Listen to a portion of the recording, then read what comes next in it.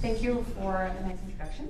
And it's a pleasure to be here, and thank you for inviting me to come out here and to share my experience about most kind of innovative treatment options for obstructive sleep apnea. So obstructive sleep apnea is a disorder of symptomatic repeated upper airway obstruction during sleep. And a lot of times people come into the office because their bed partners are basically saying, like, you know what, you have to do something about it. It's not just disturbing for the patient, problem for the patient, but a lot of times it actually also causes problems, social problems, marriage problems, and et cetera. So it ranks quite high. It's a pretty prevalent disorder in the United States. It's actually more prevalent than COPD, diabetes, or congestive heart failure. And it's estimated that sleep apnea is prevalent in about 9% of women and about 24% of men. And again, it's an estimate because a lot of people, I think, actually, we know that they go undiagnosed because they just either have theory, like they've never been properly evaluated, or there's like, you know, they don't fit the typical classical presentation of somebody with obstructive sleep apnea. Or they just have somebody in a family who has obstructive sleep apnea, they're wearing this machine, and they just don't want to get diagnosed because they don't like the treatment options. So it's been shown quite a bit. There's been like a lot of research that's been focused on what happens with patients if they have untreated and undiagnosed obstructive sleep apnea. It's been shown that there are a lot of medical or health issues that could be associated with people who suffer from this disease, and with things like cardiovascular problems, daytime sleepiness, persistent hypertension, diabetes, weight gain, stroke. Now we're actually talking more about obstructive sleep apnea leading to cognitive disorders, and for example, Alzheimer's now is being also thought of one of the potential results from untreated obstructive sleep apnea.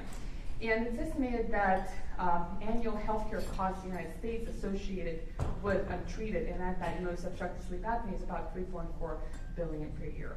And also, if you think about societal implications, patients who, or people who have untreated obstructive sleep apnea are probably twice as likely to get into car accidents or industrial accidents.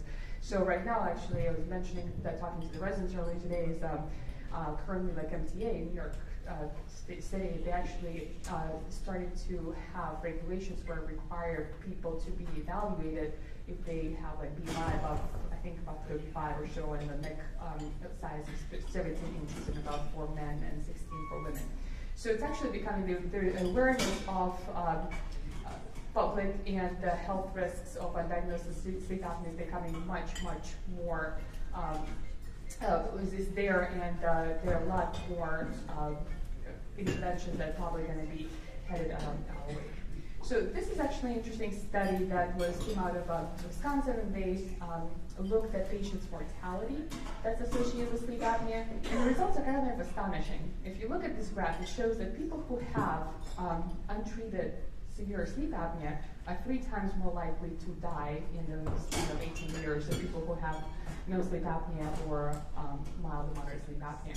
So as physicians, we can't really ignore that fact and leave that patients untreated. So CPAP is kind of been like a gold standard treatment for obstructive sleep apnea since about the 1980s. And the 1980s, it was a revolutionary treatment. It basically allowed patients with significant burden of the disease of sleep apnea to actually avoid tracheostomy or surgical procedures. However, despite of the high effectiveness of this treatment, compliance with this treatment could be better. People have estimated that people about 40 to 60% have 40 to 60% compliance, and again, it's the lower socioeconomic groups, it's actually about the 30% compliance. And so the effectiveness of this treatment is only as good as the compliance of the treatment. And if we talk about what does it mean to be compliant with standards, it's actually using it 4 hours per night, at least 5 days a week.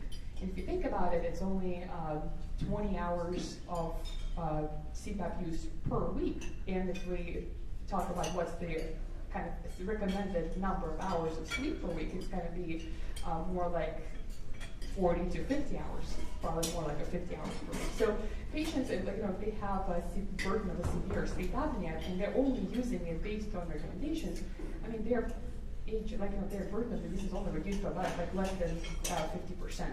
So even with compliant patients, you can still have undertreated patients with sleep apnea. So we know that the obstructive sleep apnea is caused by the airway obstruction. So if we can improve the airway obstruction during sleep, we can make a drastic difference in people's quality of life. So despite all our medical knowledge and understanding of human anatomy and human physiology, we still don't know why have no problems breathing during the day, have no issues with their airway. When they fall asleep, they start to obstruct, they start develop collapse of the airway issues, and thus lead to obstructive events during the night. So traditionally, we kind of thought about people who have certain anatomic particularities like large tonsils, big base of tongue, crowded airway, or craniofacial anatomy problems like skeletal developmental issues. Kind of thinking about that being main reason for airway compromise during sleep. However, it's been shown that about 56% of patients with sleep apnea have non-anatomic causes of airway obstruction. And we still don't really understand exactly what those are. So airway obstruction during sleep happens at the multiple levels. It actually can obstruct at the nasal airway, palate, base of tongue, and epiglottis. And palate and base of tongue are considered to be the most common sites of airway obstruction, or actually been shown to be the most common sites of airway obstruction during night. And actually, base of tongue and palate, they're kind of coupled together. So if you relieve the base of tongue obstruction, you also relieve the palatal obstruction. And a lot of times, the surgical procedures have been our kind of classic uvular palatoplasty or a base of tongue reduction has actually been focused on opening up the airway at those specific sites. And as I know, I'm just kind of curious, how many of you actually do treat sleep disorders, and what's, so that I kind of get a better sense, what's your experience with sleep apnea? If you just don't mind raising your hands, who in this room actually treats sleep apnea? Only you. Oh, a few people. Okay. So as you know, there's certain patients respond extremely well to surgery, and there have been studies that show doing surgery is still better than no treatment, but cure of sleep apnea has been kind of estimated to be about 50%, again, depending on the patient management. But right now, currently, they talk about surgical treatment being effective about 50% of the time. And so the question becomes why do people fail surgical treatment? Why does removal of the soft tissue, changing skeletal anatomy, does not always effectively manage obstructive sleep apnea? So the thought is now that, well, maybe, as we talked about, non-anatomical underlying causes of the disease and neurological disturbances of the musculature or neuromuscular tone issues that probably are likely contributing to the pathophysiology of the disorder and does lead to surgical failures. So let's talk about airway anatomy or tongue anatomy. So tongue is actually a pretty complex organ structure. It has a lot of function in swallowing and phonation, and it's innervated. It actually has it has intrinsic and extrinsic muscles. And it's innervated by a hypoglossal nerve, which is divided into lateral and medial branches. And you can actually see a little diagram here, and it shows you, I don't really have a pointer, but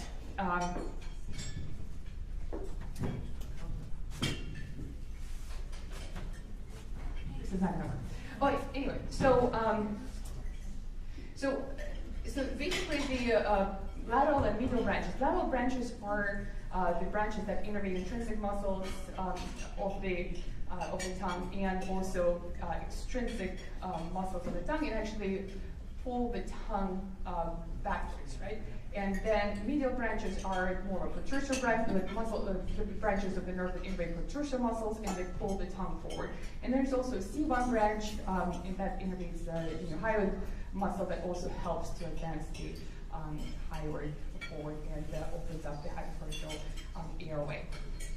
And so you can see the representation of the locus muscle that in junior high muscles that tend to be more protrusive muscles of the tongue, and then hyglossus muscles and diglossus muscles that tend to be protrusive muscles of the tongue. And if you think about it, depending on if the tongue is protruding forward, you open up the airway.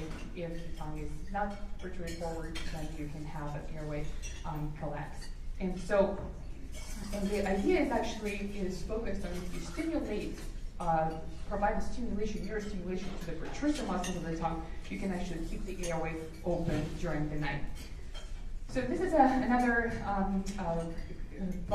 from a publication where we did the anatomic staining, and they looked at anatomic structure or neurologic structure or neurologic neuroinnervation of the tongue, and they did still the staining, and you can actually see how the branches of the tongue, again, branches of the neuroinnervation of the tongue divided into medial and lateral muscles, and you can actually see how styloglossus and hyglossus muscles, they are located more on the lateral side of the tongue. You can actually see where the anatomical position is, and then the genioglossus muscles are more like an inferior aspects of the tongue. And then you also see the intrinsic muscles that are kind of more composed of the bulk of the tongue. And so this will become a little bit more relevant further. So implantable devices are not not an innovative concept. We actually all know about pacemakers, right?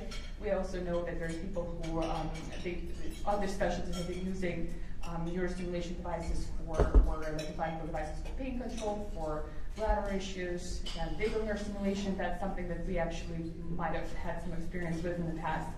But implantable devices in neurostimulation for treatment of sleep apnea is actually a relatively new concept.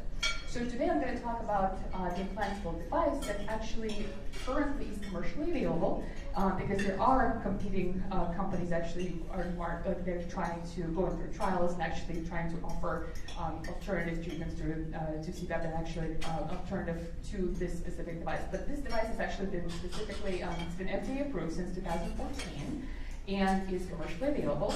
I usually get the question, is it covered by insurance? Yes, insurance do cover it, not necessarily willingly, but with some no appeals and requests that actually it eventually does get reimbursed. So this implantable device consists of the implantable pulse generator that gets placed in the infraclavicular area, just subcutaneously, right above the pectoralis muscle. And it has a stimulation lead that's connected to the hypoglossal nerve, and then it has a sensing lead. The sensing lead is placed in the device is placed on the right side of the patient's chest. It's placed in the intercostal space, and so the sensing lead senses the breathing pattern of the patient, and it sends a signal to the pulse generator, and the pulse generator in turn generates the neurostimulation to the upper airway via the hypoglossal nerve. And so patients, so basically predicts the breathing pattern, and the neurostimulation gets provided on each inspiration. So it's not like sometimes there's a confusion whether it's only patients get neurostimulation when they have an obstructive event. No, it actually gets neurostimulation. It happens each time when people are about to take a breath. Okay, and from the surgical standpoint, it's actually 3 small incisions. From type of surgeries we do, this is very similar. The neck incision is very similar to what we do for when you do submandibular gland incision, or so it's actually just dissection happens just anterior to the submandibular gland, and you retract the myofascial muscle, and the nerve is almost just right there. And the only thing is I found no hypothermic experience, like placement of the chest sensing lead is in the intercostal muscle. But if you do any kind of airway reconstruction, if you hover the ribs in the past, I mean, this is much simpler and much more straightforward. That's actually doesn't really add much more to the complexity of surgery. So currently, this device is indicated for adults of 22 years of age and older, patients who have apnea index within the moderate to severe range, 20 to 65, who have BMI under 32, even though in Europe they're actually trying to notify the patients with BMIs up to 35, and we've tried a PLC back here. So the reason it's adults 22 is because it's the initial trials, so I guess the trials were done in Europe, because in Europe, in order to be considered the adult, I think that's the age of 22, so that's why it's the age of 22. Also, the company currently requires evaluation of patients' airway anatomy, And what we're looking for is actually the type of velopharyngeal obstruction of drug-induced sleep endoscopy. So drug-induced sleep endoscopy is attempt to stimulate the person's like what happens to regular sleep. And so we're looking at what happens to people when they're asleep. And so what we're looking for patients who have anterior-posterior collapse of the velopharyngeal level versus concentric collapse. And people who have anterior-posterior collapse, as you can see in the first diagram, they're good candidates. And people who have complete concentric collapse at the velopharyngeal level, they are not good candidates for this specific procedure. And that was based on the preliminary studies that were done prior to clinical trials, where they looked at responders and non-responders, and what they found that people who had complete concentric collapse on drug-induced sleep endoscopy did not have as good of a response to neurostimulation in patients who did not. So currently, the company actually requires us to do drug-induced sleep endoscopy before you before you offer the implant to the patient, based on preliminary data. And right now, we actually exclude patients who have complete concentric collapse. So some of the contraindications. So this is the therapy for obstructive sleep apnea. So if patients have more than 25% of central and mixed apneas, they are not good candidates. As I mentioned before, complete concentric collapse excludes the patients for this implantable device. Then also if they have compromised neurological control of the upper airway. And currently this device is still has not been labeled as MRI safe, but they're working on it. They're actually going through studies, so probably in the near future this is going to be MRI compatible and MRI safe device. But currently if you have patients who have acoustic neuroma and they're being followed by MRIs routine yearly, maybe this is not going to be the best treatment option for them at this point in time. So this is what the generator looks like, and it has a battery, has a little computer, and the battery life is about 10 years. And so, once the battery runs out, you actually just have to take the battery out, or not the battery, but the power generator out, and replace it with a new one. So this device is completely under within the patient's control. Those are patients, what they do, before they go to sleep, they have remote control, they turn the device on. The device allows you about 30 minutes to fall asleep, and then it starts providing neurostimulation at the predetermined settings. And the patients can actually pause the therapy if they, for example, have to get up in the middle of the night and actually use the bathroom or answer a phone call or whatever. They can actually pause it. It gives them like a 15-minute pause, and all of those things are actually programmable. And when they wake up in the morning, they either turn the device off, or the device actually programmed to turn itself off after like 8 hours of sleep. So this is the example of patient's drug-induced sleep endoscopy. So this patient actually is a 50-year-old male with an HIV 50 who already had urophalopharyngoplasty and did not respond well to it. If anything, he actually said that he's had more issues with swallowing afterwards. So this is drug-induced sleep endoscopy. You see that there is no complete concentric collapse at the velopharynx. At the hypopharyngeal or base of tongue level, you actually see a lot of a squeezing of lateral squeezing of the pharynx and hypopharynx and the tongue, and actually that's the nature of the airway obstruction. Having lateral and concentric collapse at anatomic structures anywhere other than velopharynx is not a contraindication. So it's only at the velopharynx when you have lateral concentric collapse that's when it becomes a contraindication. For somebody with this type of anatomy, they are considered to be good candidates.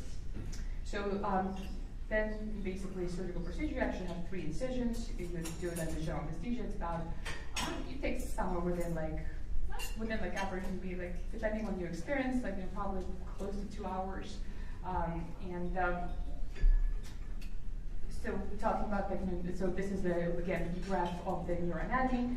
You do intraoperative nerve monitoring because you actually try. This specific device is based on providing neurostimulation to only parts of the nerve branches that actually innervate protrusive branches of the tongue. So the way you do it, you actually do neuromonitoring intraoperatively, and you can have the EMG needles that are placed in your glossus muscle, and then you have the EMG needles that are placed in diglossus and hypoglossus muscle. And so when you find a nerve, that I mentioned to you before, the nerve is right there. We usually try to avoid it when we do head and neck surgery, right? But in this case, we're actually trying to find it. And so once you find the nerve, you actually can see there's this is the nerve, and little vasonephromes sometimes could be like in a little landmark that actually indicates where their dividing part is between like lateral and medial branches of the hypoglossal nerve. And so you use neurostimulation to confirm the break point between the lateral and the medial branch, and you can actually see a response. In this case, you stimulated the lateral branch, and you can actually see the red, which is usually put them as a exclusion branches, and then when you stimulate the medial branch, then you have a response from a different channel, or in gene losses the channel, and you know that those would be the inclusion branches of the nerve. So once you identify the precursor branches, then you separate them to try to isolate them. You actually just do a kind of like precise dissection, and you try to exclude all of the precursor branches from what's going to be included in the cuff of the neurostimulation.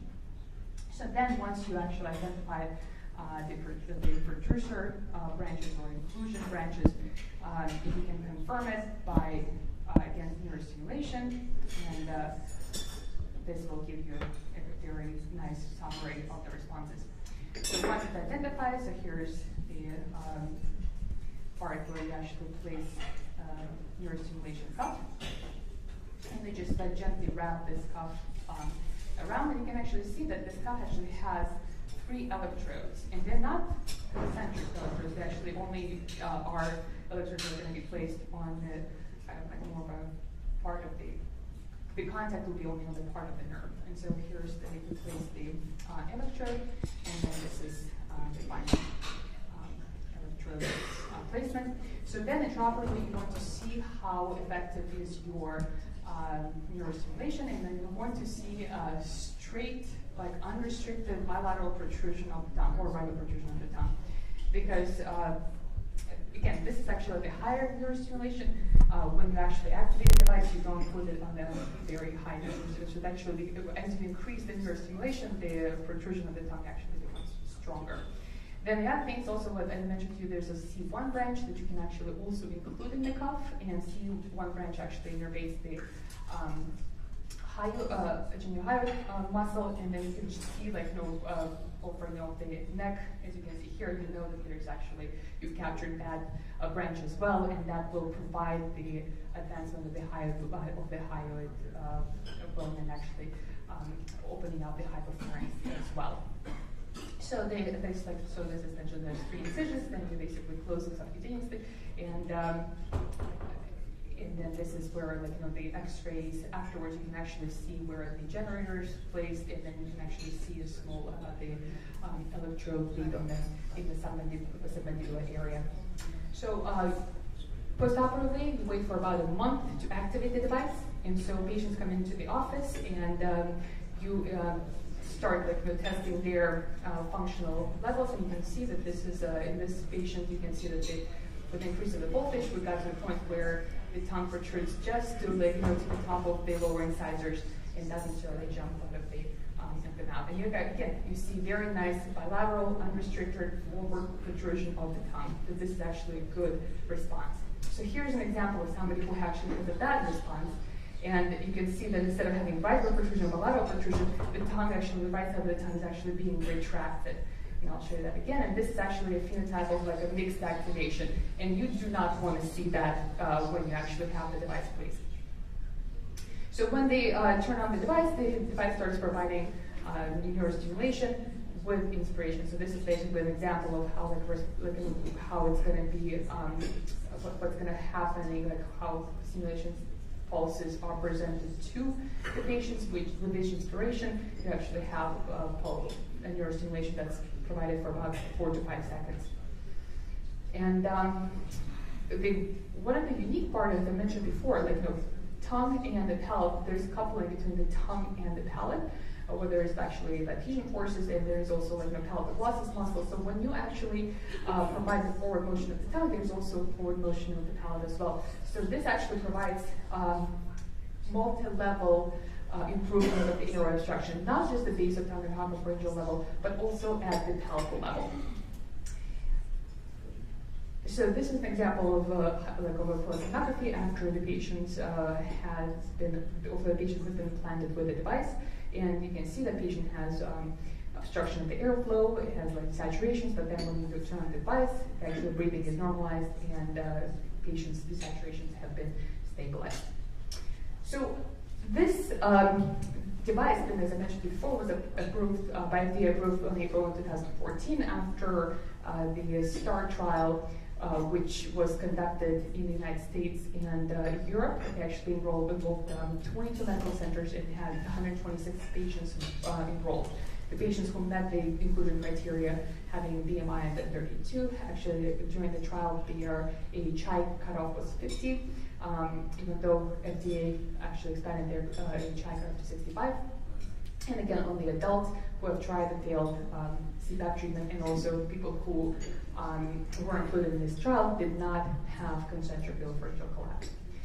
And so what they looked at the outcomes and adverse effects, and they found that there's significant objective improvement in parameters of obstructive sleep apnea. They actually saw that there's significant reduction of apnea-hypopnea index at 12 months, 18 months, and 36 months. So actually they have data right now, I think they should be publishing data somewhere like for 4 or even 5 years. So the people who've been implanted the longest actually now have data for like about 5 years of use of the therapy.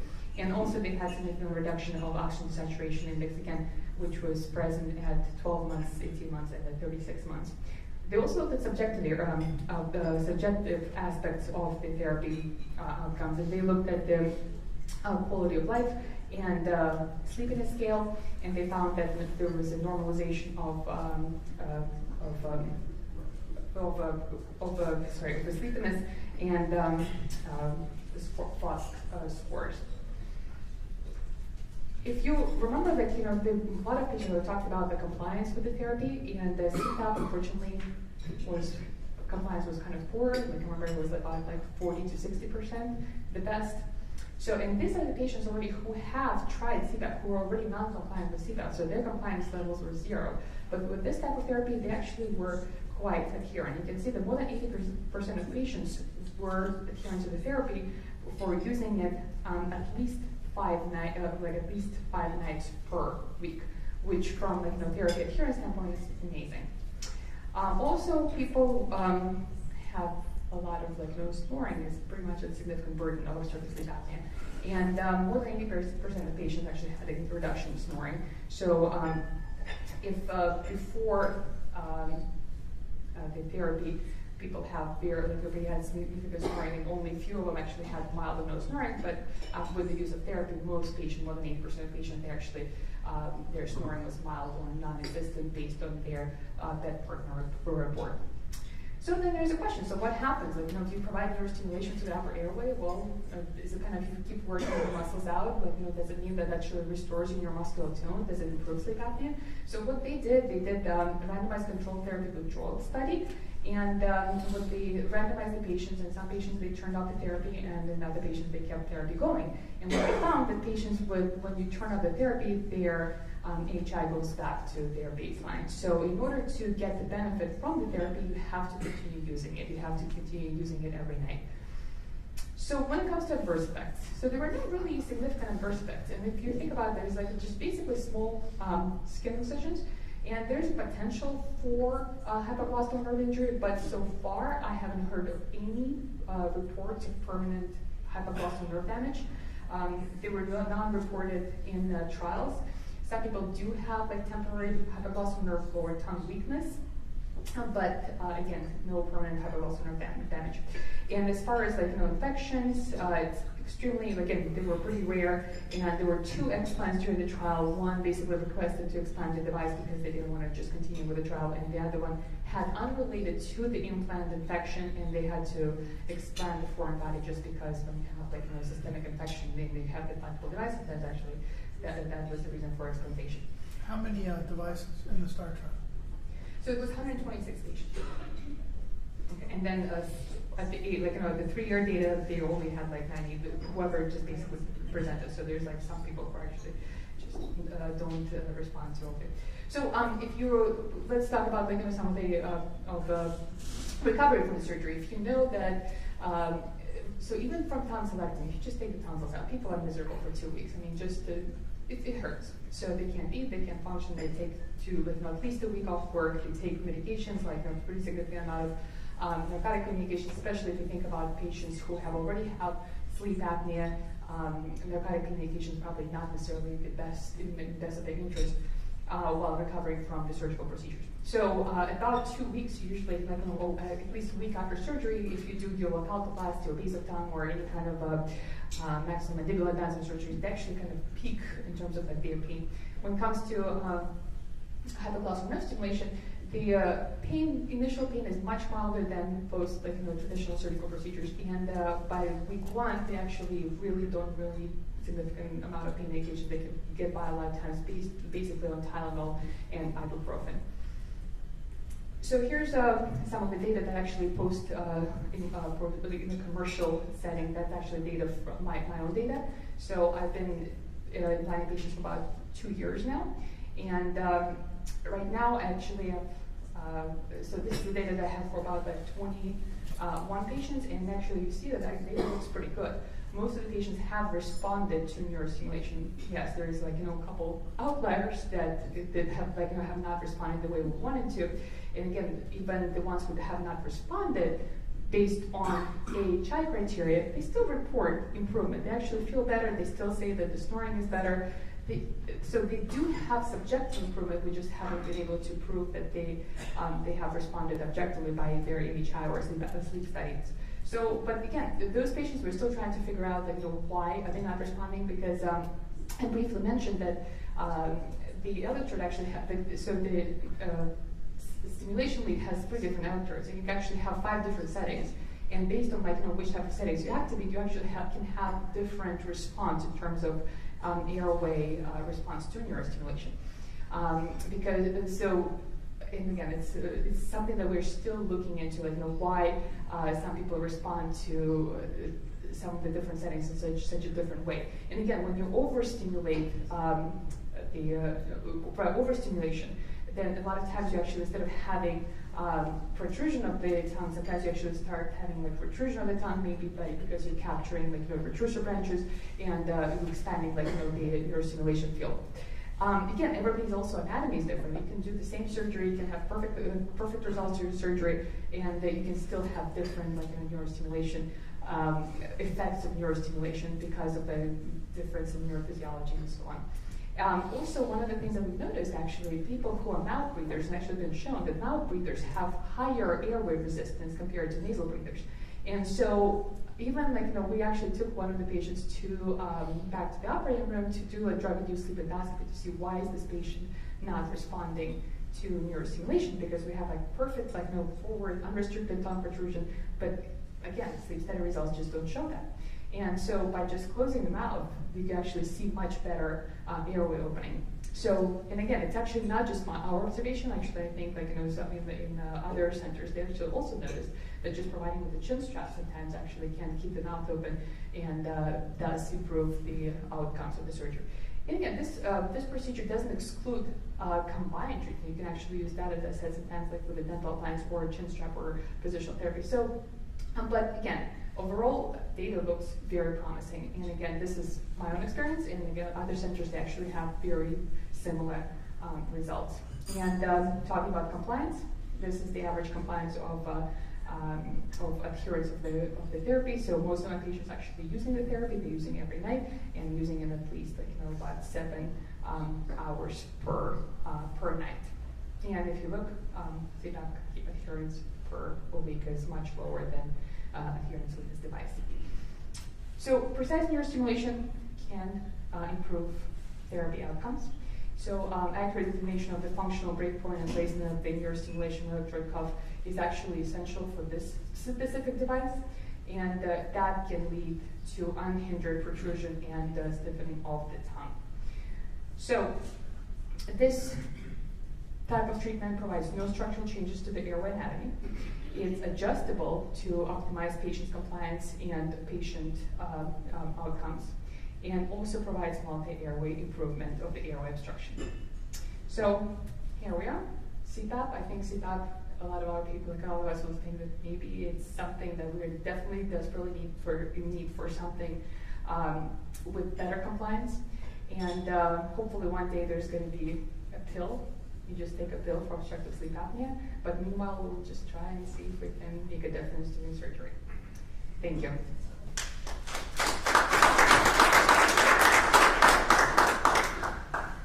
Any thoughts, comments, or questions? Because I would love to hear your input, or if you're actually interested in discussing a little bit further.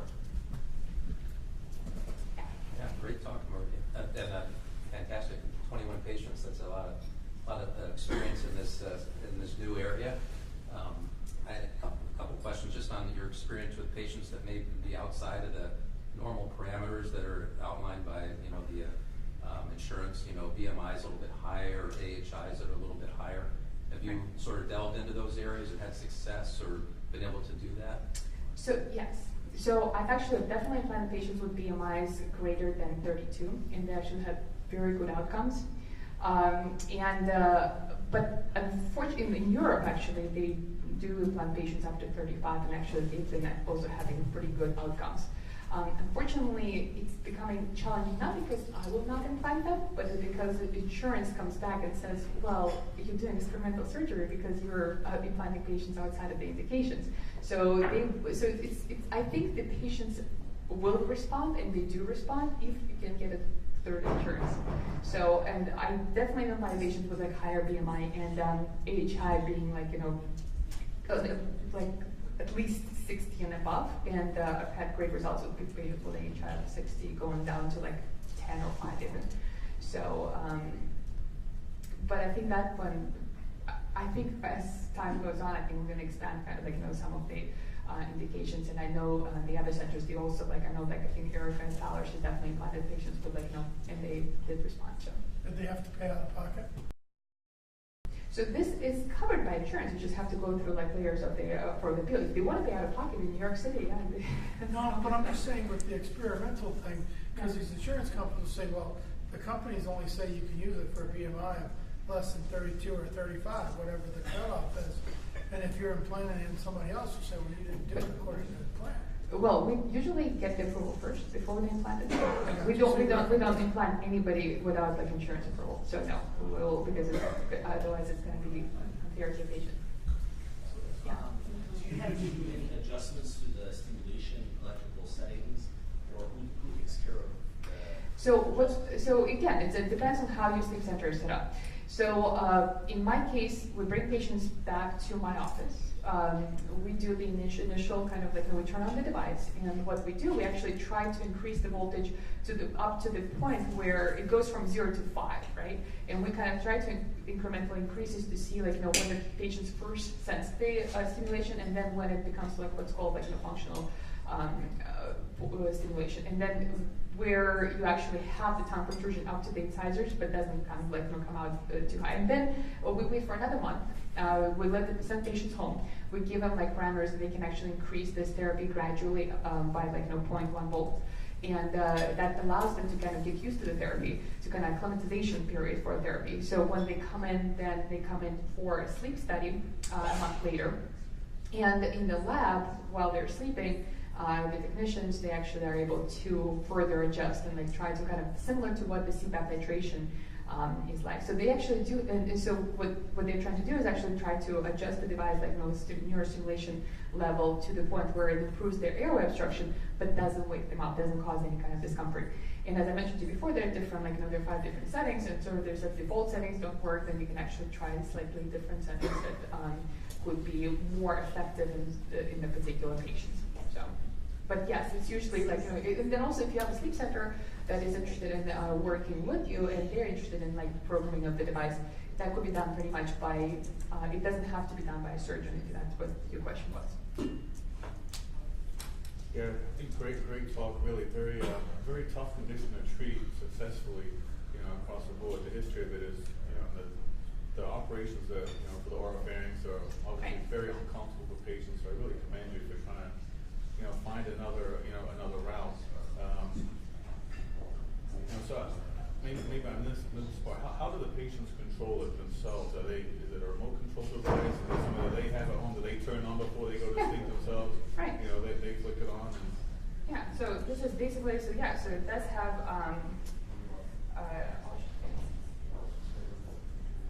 so there's a device, so so this is actually a remote control. And so the remote control works by,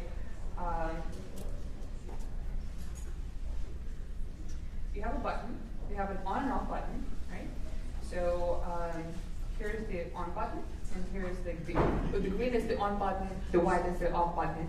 And then you can also see plus and minus, right? And so you program it from there's a physician programmer, and you actually are able to put the settings in there. So you actually kind of similar to when you actually have a pacemaker, you can actually adjust some of the settings, right?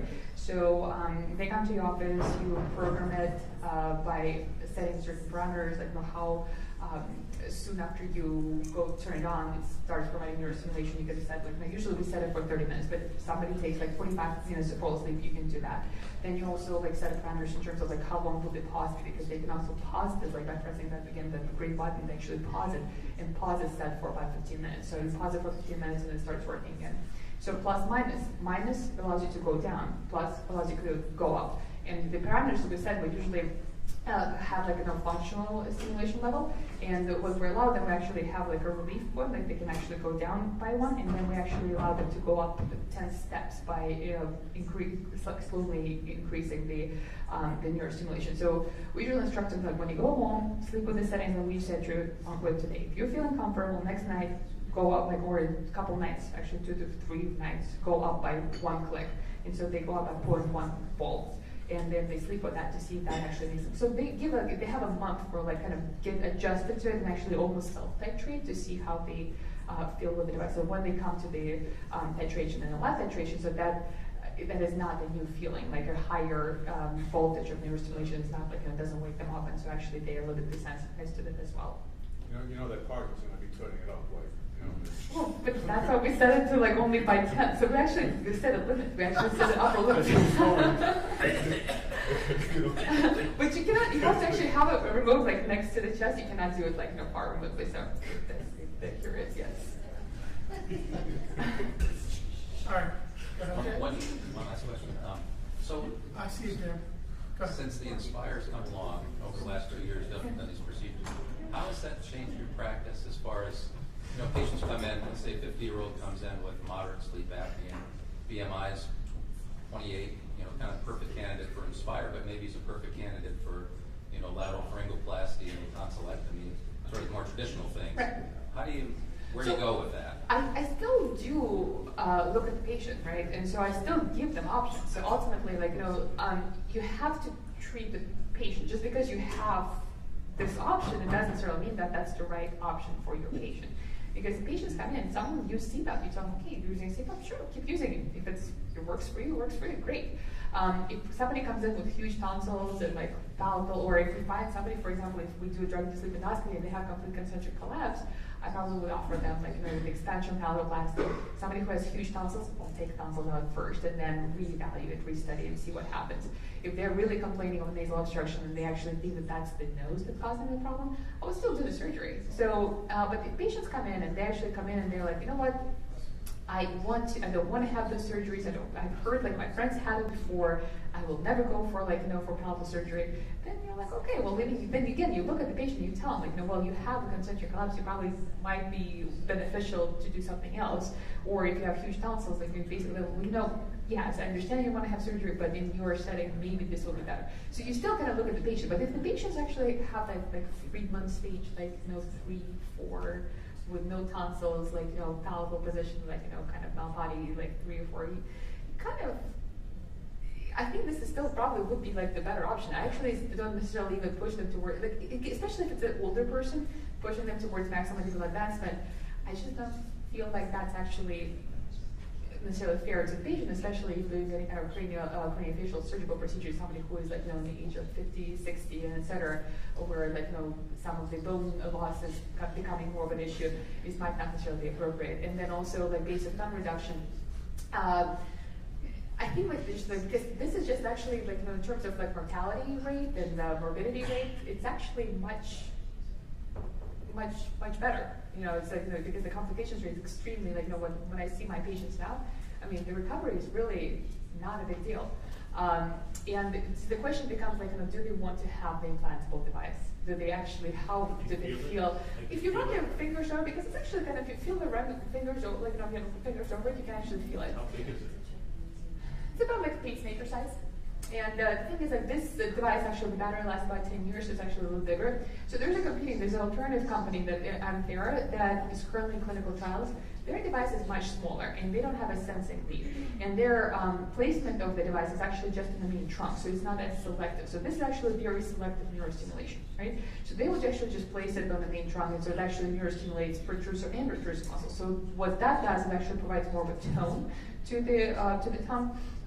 They're currently undergoing clinical trials. The device is much smaller, but that device has to be recharged. So you actually have to sit there with a charger. So it's smaller, easier to place, not as selective, but then it has downsides. It will be like the fact that you have to remember to recharge it, and it's not as selective.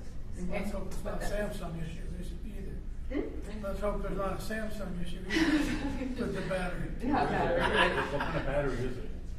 Well, but this is like a lithium battery, like this. Lithium, is that? Lithium battery. I believe it's I believe so. Yeah. Lithium. All right, Jim, did you have a question? Yes. Yeah, so I was intrigued by your comments that, you know, the anterior posterior velopharyngeal collapse wasn't an issue. Yeah, Do you have but a concentric. theory for that? So, and it's actually not just for this procedure. Like, when they looked at patients who are responding to, in general, like even traditional surgeries, when they look at drug-induced lipidoscopy, looking comparing responders to non-responders, they actually found that people who tended not to respond to traditional surgery, they were the ones who had complete concentric collapse of the velopharynx or a partial complete concentric collapse of the velopharynx, and then had anterior posterior collapse at the base of tongue, like complete obstruction of the base of tongue. So those are the people who didn't respond to traditional surgeries compared to the ones who did respond to it. So the question is like, what is it about that complete concentric collapse?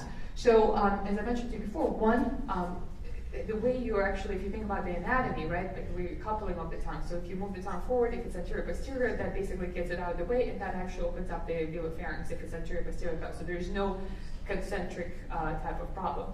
And then we talked about like people being more of a nasal breathers, right? So then that relief of that obstruction actually can potentially, when you don't have that obstruction, then like relieving the anterior posterior burden should improve it.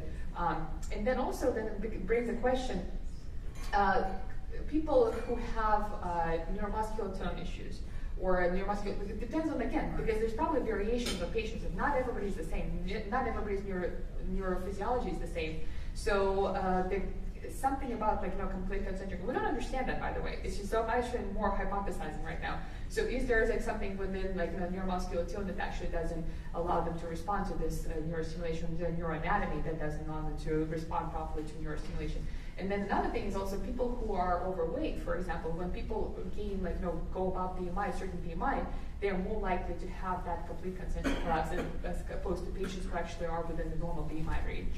So I think that complete concentric collapse of the velopharynx, I think it's indicative of some different type of pathophysiology of sleep apnea that's just basically, we don't know exactly why. And at some point in time, we're probably going to start implanting those patients, and maybe we'll find that maybe that is not the contraindication, because the previous studies, they only looked at a small number of patients. There was not even like a big series of patients. So it's just based on one preliminary study, basically. So I don't know. Do you have any other thoughts, or Paul? So, but it's okay. What's the cost of the unit? So the unit is $20,000, only 20,000 euros, depending where you implant it. 20,000 euros. The same price in Europe and the United States, $20,000. So yeah, $20,000 for the device. And but if you think about it, if you do the cost-benefit analysis, actually they did a study. They actually, I think Tucker Wood said that they published a study. They looked at the cost-benefit analysis, and actually over the span of 10 years, if you factor in the burden of the untreated sleep apnea, 10 years divided into $20,000 plus like surgical cost or whatever, it came out to being like something like $300 per month or something like that. I actually have that data somewhere, and so overall it's like $3,000 per year or so, or $3,000 to $4,000 per year. So the device costs 20, the insertion costs 5, What is the insertion code? Is there a CPT code? Yeah, so there's 3 CPT codes that we use for placement of the device, for placement of the sensing lead, and then also for neuro programming. What is it reimbursed? It depends on the insurance company. And if it's On the average. well, it really depends. Like Medicare, even like Medicare reimbursement depends on the state. And I think like, New York, I think if you get maybe, because again, Medicare actually be having issues without the Medicare rates. If you talk about Medicare rates, it's somewhere maybe like somewhere around $700 to $800 maybe. That's it. Yeah. So, but then the private insurances, they would probably do go high. It depends on you negotiate rates. It's actually, so if you're asking about average, I can't really say. I don't even from my own, because again, Cornell has like different negotiated rates versus like, so for private insurance, it's definitely much higher than Medicare, but I don't. How long does it take to put in? Is it 15 months? It's 2 hours. What, Like 2 under hours? 2 hours. 2 hours. Yeah, under 2 hours. So definitely, like if you're doing, like if you're gonna do Medicare patients, maybe that's not. But if it's a private insurance, they actually do reimburse, and then you actually see them for follow-up. You actually do programming charges, and again, it's something that's I think it's actually a great option. It's just like so. Right now, like I think it's actually the early stages, and I think that's a lot of it is actually right now when I'm doing it. Again, maybe that's the benefit of being like early in career and being at the center. I'm trying to like actually see if where it goes. It's actually a lot of times. So the question becomes like, yes, you're right. In for it to like, so I see your point. So if you're gonna try to do it like kind of broader, like private practice settings, where like so yes, so you actually have to have something that's actually is going to be cost effective in terms of like time. Well, the point is that you're going to have this procedure. You're going to do it in 2 hours. The real question is ultimately if you have good CPT codes, then it's usable and friendly for everybody to use it. If you don't have good CPT codes and you're doing 99 codes, that's very... So the 99 code actually, so they're working with the academy. And no, but I'm on that committee, and I don't really recall if there is a brand new code for that. There was just a new code that came out for like no sensor lead placement. It was just approved. So it was just like, I think it's as of January, I want to say that we got an email about that. So yeah, so they actually got rid of that 99. And you're a category 1, you're not a category 3, is that right? I believe. You believe it, yeah. I believe it too, but yeah. All right, I'd like to thank her for being here. Thank you.